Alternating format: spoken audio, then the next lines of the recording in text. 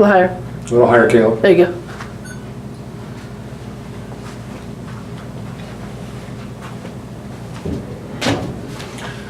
Okay, Caleb Laidig. Boy, what a storied career he has had, ladies and gentlemen, boys and girls. Okay, first of all, the culture and the dynamic of Penn High School, Penn Harris Madison, was really kind of put together by Dr. Dean Spiker and Chris Giesman back in the 70s. And it kind of just swept through the entire community. And it became a mantra, if you will, of the way that things are going to go. Certainly had a big effect on athletics. That everything was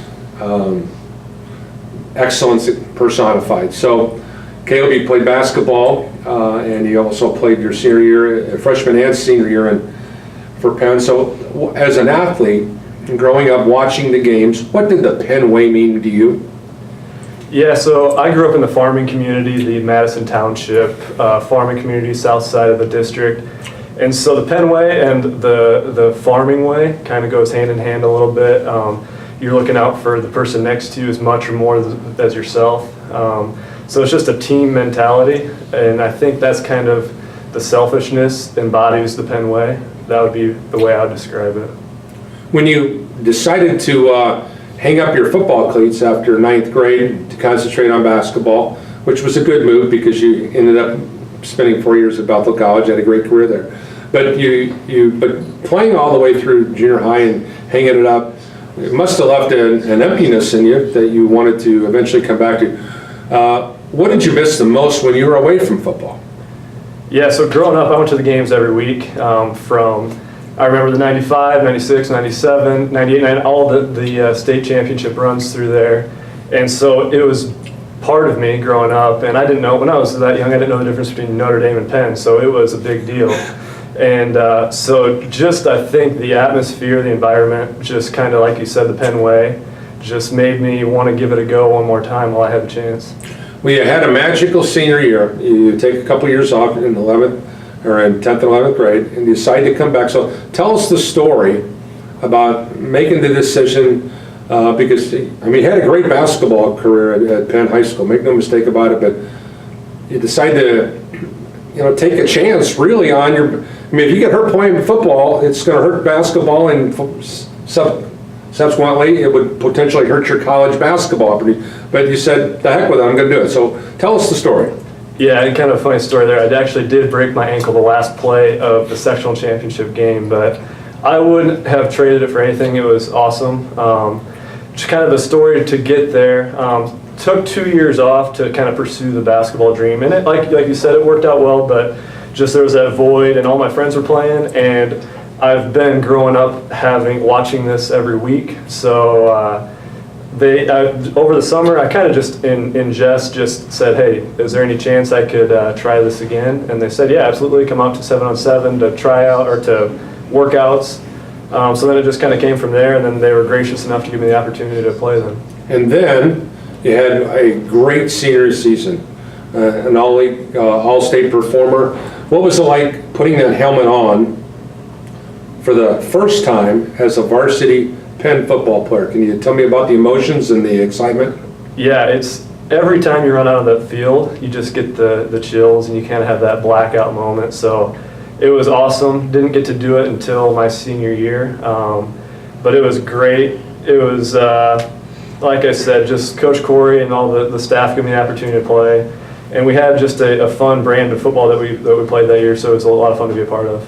When you look at the impact that your coaches had in a wide variety of situations at the high school, whether it was Coach Foster and then Corey and your position coaches at the time, what did you learn from the Penn way through them? Yeah, so I'm going to be kind of beating a dead horse here, but just the selfless attitude. You hear Coach Corey on the radio, even now listening to him removed, and he's had all these all-state performers, but he never calls anyone by name. Everyone is just as important, whether it's the managers, if it's the third string offensive guard or your starting quarterback. Everyone holds as much weight, and that is just it shows in how everything is executed.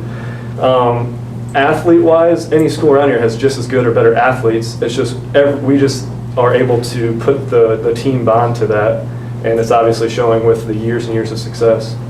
When you look at at Corey from afar now as a business professional, and you look at leadership, and you look at the guy that was before him, Coach Giesman, and the leadership, and you've been around a guy who was in the Hall of Fame as a college coach and Coach Lightfoot, so you've been around some tremendous leaders in your young life. So what are some of the same specific characteristics that each one of those guys hold? Yeah, there's a lot of similarities that kind of are woven through all their personalities. Intensity, they bring it every day, whether it's the most mundane of things, a workout in the middle of the summer when it feels like it has no impact. All those coaches that you just listed, and everyone on staff, you have to bring that, or else you're not going to be part of the Penn system, because that's the way that it's done. But I would say that intensity with everything that's done, and then just carries over to the games. It's easy to play with that focus and intensity when you've been doing it every single day. Did you learn how to be a successful college athlete before you became a college athlete because of what you grew up through here at Penn? Oh yeah, I think, through Penn, and my family obviously had a huge impact on that as well. But it's pretty nice when everything is correlating, going hand in hand with what you're taught at home and what you're taught on the field. And it's just a great program. A lot of kids have talked to me about, a lot of former players have talked to me about, one of the great moments was when they got their Wild Bunch sticker, or when they got their Gold Rush sticker. And for some of them, I've had two guys tell me that it was getting those particular stickers meant more to them than getting their high school diploma. So what was it like when you got that Gold Rush? Well, I've still got it. I graduated in 07. It's 2017. I still got it on my desk at my house. So yeah, it's a big deal. I think a lot of it for me was because I had grown up since probably I started going to games in 95, and then up through 2007 when I graduated. There's probably a couple games that I missed in there, but not many. So you see that getting that starting sticker is a big deal, and that was, I still remember getting that to this day. All right, in closing, your funniest Penn moment and the moment that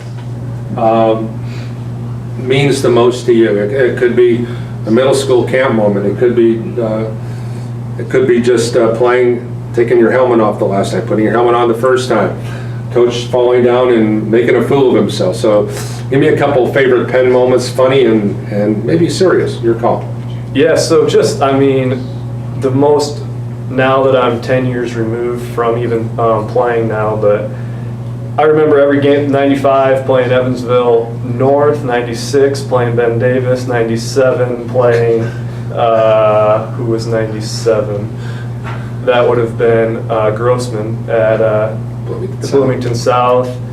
98, I remember crying when we missed a field goal at Homestead. 99 then was Center Grove, I think, or that was 2000. But yeah, so I remember all the big championship games.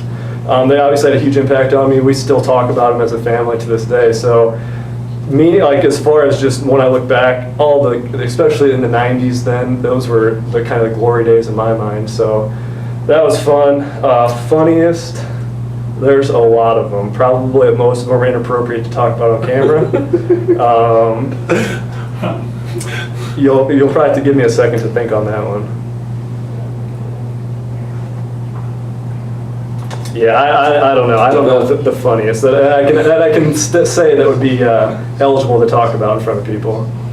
Okay, good enough. Awesome, buddy. Awesome. That was pretty painless.